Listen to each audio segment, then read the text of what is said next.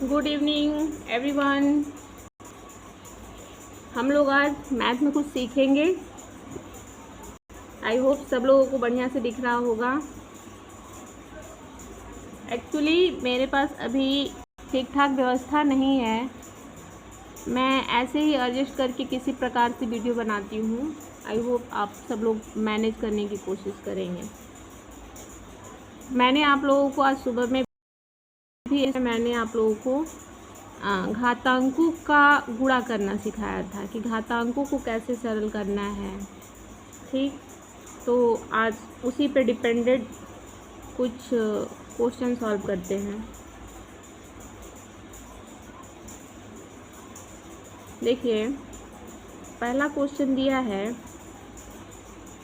1/2 की पावर दिया गया है -2, फिर मल्टीप्लाई का सिंबल है 2 की पावर 2 दिया है। पूछ रहा है का मान होगा। मैंने आप लोगों को सुबह भी बताया था कि मान पूछे या तो सरल करना पूछे, सबका मतलब एक ही होता है। बच्चे जो होते हैं वो थोड़ा डर जाते हैं। क्लास में भी मुझसे यही पूछते हैं कि कहीं कहीं मैम सरल करना लिखा होता है, कहीं कहीं मान ज्ञात करना होता है, तो इसमें क्या अंतर है। तो मैं बच्चों को समझाती हूँ कि सबका मतलब एक ही है। सरल करना, हल करना, मान ज्ञात करना, इन सब का मतलब एक होता है। इस क्वेश्चन को आज हम लोगों को सॉल्व करना है। पहले देखते हैं। मैंने आप लोगों को कुछ रूल बताए हैं, उसको हमेशा ही याद रखना है। पहले तो मैंने बताया है कि जो सिंबल्स हैं, साइन हैं, उनका अगर हम गुणा करते हैं तो क्या होता है। जैसे प्लस में यदि हम प्लस का ही गुणा करते हैं तो क्या होता है।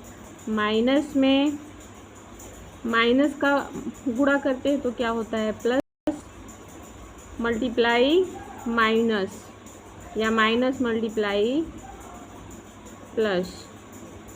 अगर हम इनका गुणा करते हैं तो क्या होता है। मैंने रूल ही बच्चों को बताया है। पहला रूल तो यही बताया है कि अगर हम समान चिन्ह गुणा करते हैं तो हमेशा धनात्मक होता है, यानी कि प्लस होता है।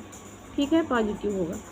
और अगर हम प्लस माइनस यानी कि असमान चिन्हों का गुणा करते हैं तो वो हमेशा नेगेटिव होता है, यानी कि ऋणात्मक होता है।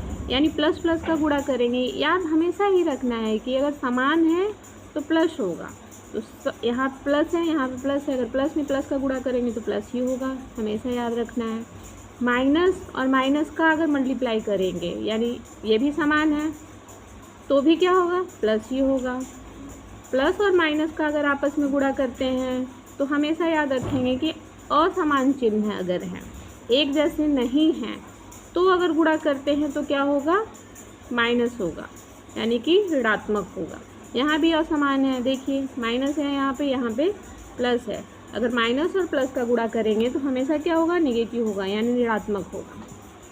आइए अब हम आगे बढ़ते हैं। कुछ और चीज़ों को हम याद रखेंगे। हमने कहा था कि ये बेस हमारा है, यानी आधार है। हिंदी में आधार बोलते हैं, इंग्लिश में बेस बोलते हैं। इसकी पावर मान लेते हैं b है, यानी घात। ये a क्या हो गया, आधार हो गया, b क्या हो गया, घात हो गया। आधार यहाँ पे क्या है, आधार यहाँ पे a हो गया और घात क्या है, b हो गया। अगर a की पावर b में a की पावर b का मल्टीप्लाई किया जाए, यानी कि आधार दोनों जगह अगर बराबर है, अगर गुणा किया जाए तो क्या होगा, a और जो पावर हैं आपस में जुड़ जाएंगे, तो b प्लस b, यानी क्या हो जाएगा, a की पावर 2b।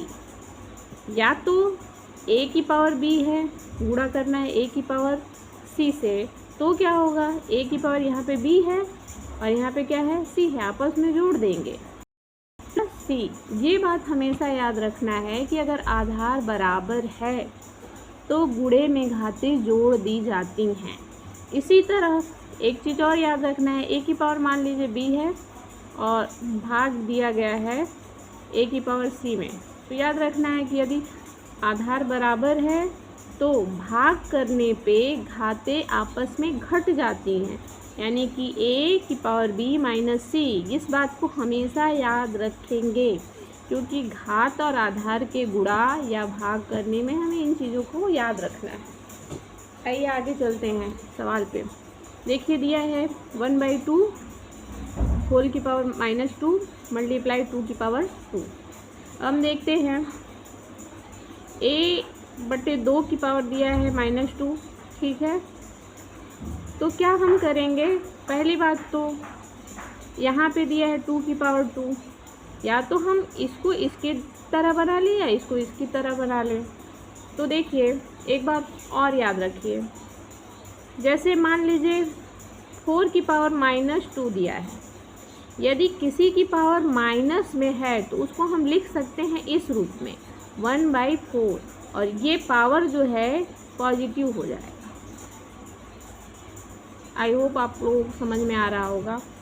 जैसे कि मान लीजिए a की पावर -b दिया है, तो इसको हम लिख कैसे सकते हैं a/1 की पावर b, यानी कि ये जो चिन्ह है ये पॉजिटिव हो जाता है, धनात्मक हो जाता है। यहाँ पे माइनस था तो देखिए यहाँ पे प्लस का हो गया, यहाँ पे माइनस था तो यहाँ पे प्लस हो गया।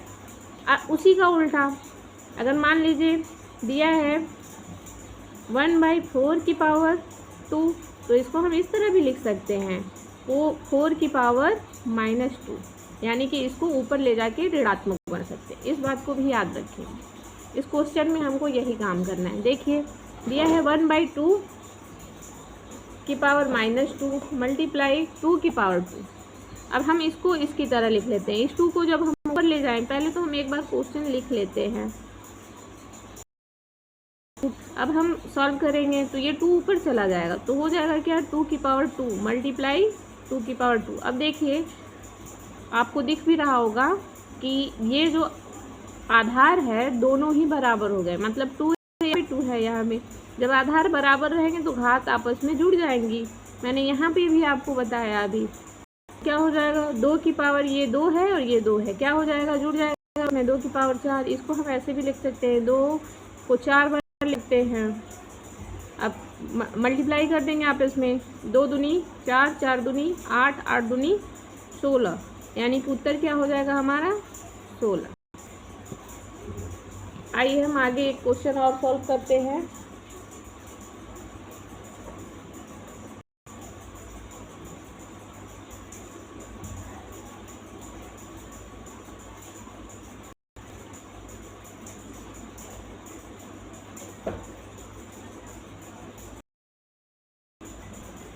अगला क्वेश्चन मान लेते हैं, दिया है 3 की पावर -2 मल्टीप्लाई 3 की पावर 5 का मान।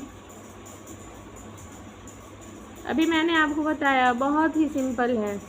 3 की पावर दिया है क्या -2, यहाँ है क्या 3 की पावर 5। यहाँ पे आधार आपको दिख रहा होगा कि बराबर, यहाँ भी 3 है यहाँ भी 3 है। पहले क्वेश्चन राइट कर लेंगे 3 की पावर।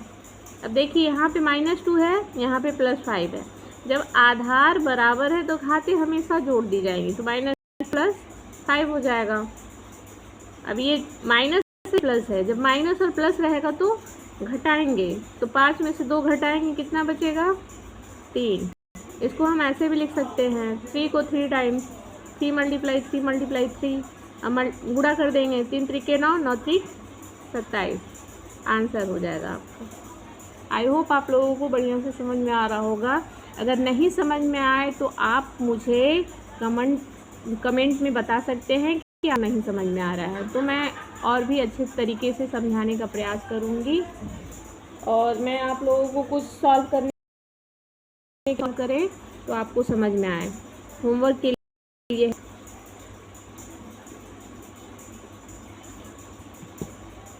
1/3 की पावर दिया है माइनस, पहला क्वेश्चन है 1/3 की पावर दिया है -3 मल्टीप्लाई 3 की पावर दिया है 2 का मान ज्ञात करना है।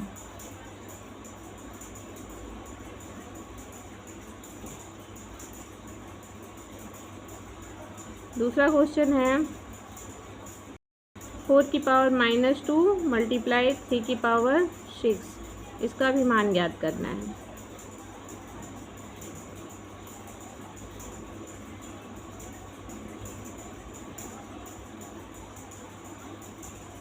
Thank you everyone.